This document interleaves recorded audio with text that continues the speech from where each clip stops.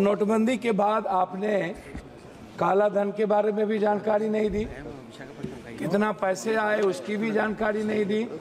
जाली नोट में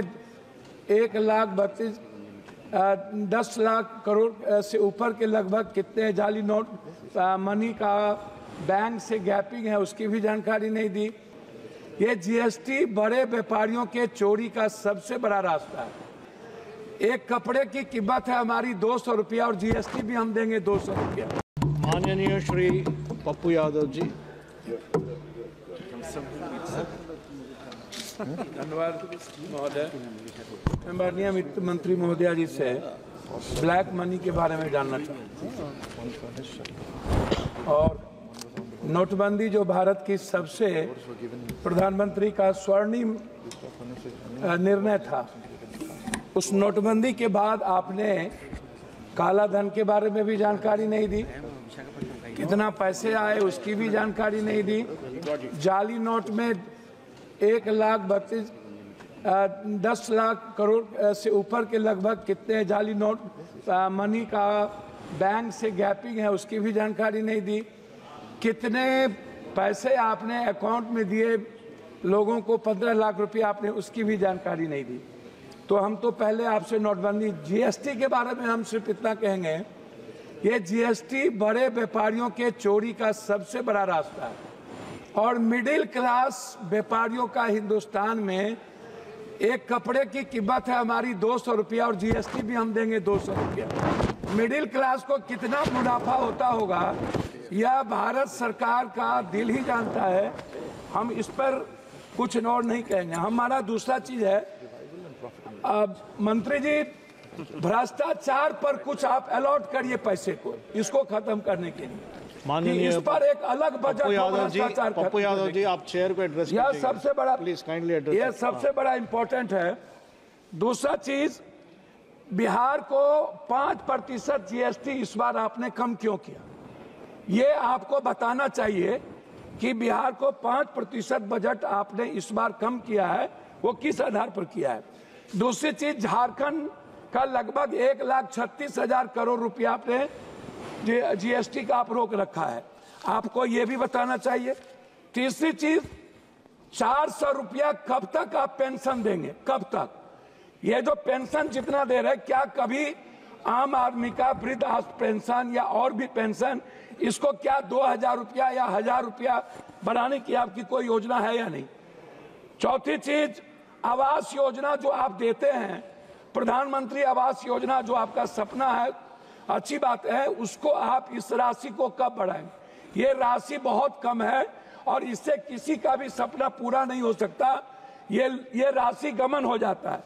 ओडीएफ जो शौचालय की व्यवस्था है, इसमें भी राशि बिल्कुल कम है, इसमें भी बढ़ाने की जरूरत है। चौथी चीज, पांचवी चीज, आंगनबाड़ी, ममता, आशा, रसोईया, सुप्रीम कोर्ट का ऑर्डर है कि आंगनबाड़ी को सेविका को 25,000 और सहायक सेविका को 18,000, आशा और रसोईया को आपने इस पर कोई ग्रांट में भी और बजट में भी आपने नहीं लाया। आप कहते हैं आयुष्मान भारत, आप जो पैसा देते हैं उसमें क्या होता है, प्राइवेट अस्पताल वाला 20 लाख 40 लाख का बिल बना देता है, 7 लाख 8 लाख का बिल बनाता है। आप सोचिएगा मिडिल क्लास और गरीबी रेखा क्या आयुष्मान भारत में आप ऐसा करिए मंत्री महोदया जी, अल्ट्रासाउंड, सीटी स्कैन, एमआरआई जांच और दवाई को आप फ्री कर दीजिए, आप मत दीजिए आयुष्मान, कृपया इतना चेयर को एड्रेस कीजिएगा, इतना चीज फ्री कर दीजिए।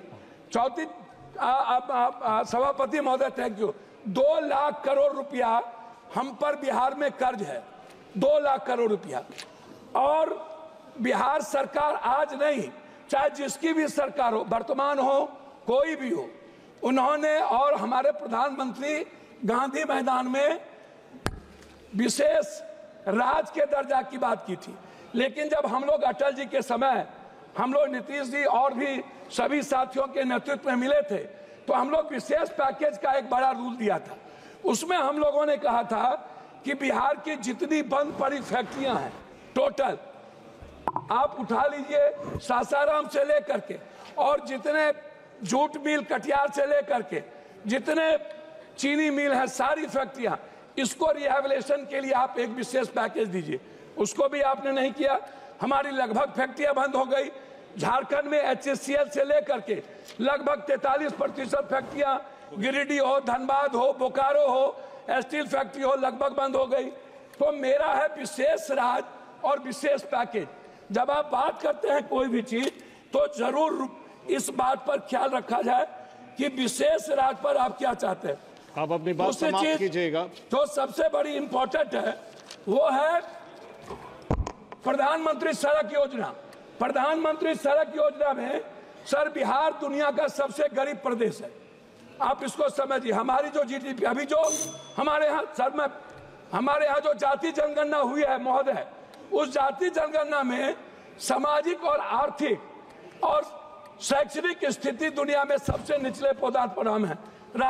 तो इसमें मैं चाहता हूं कि हर कीमत पर महोदय, आप बेरोजगारी भत्ता की बात मैं आपसे करूंगा। सबसे ज्यादा दुनिया में महोदय पलायन और सबसे ज्यादा बेरोजगारी बिहार की है, और निरक्षरता भी, मतलब एजुकेशन ग्रोथ हमारा सबसे नीचे है। और इसके लिए हम चाहते हैं पेंशन, छात्रवृत्ति, युवा बेरोजगारी कम से कम 5,000 से 6,000 रुपया आप देने का। अब मैं अपने क्षेत्र पर 1 मिनट में बात खत्म करूंगा।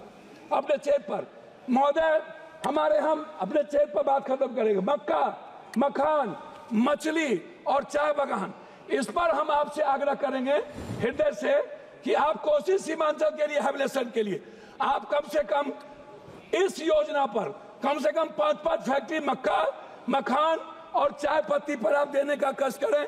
तीसरी चीज हाई डैम, हमारा सपना है हाई डैम, और जो नया भीमनगर बैरेज को रिहेबिलिटेशन के लिए, उसके लिए आपसे मैं बजट का 1 मिनट लास्ट करता हूं।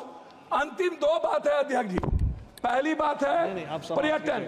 बिहार के निर्माण में पर्यटन का सबसे बड़ा भूमिका है, और बिहार के निर्माण में 2 भाग है, एक है बाढ़, एक है सुखाड़। सर लास्ट कर रहा हूं सर।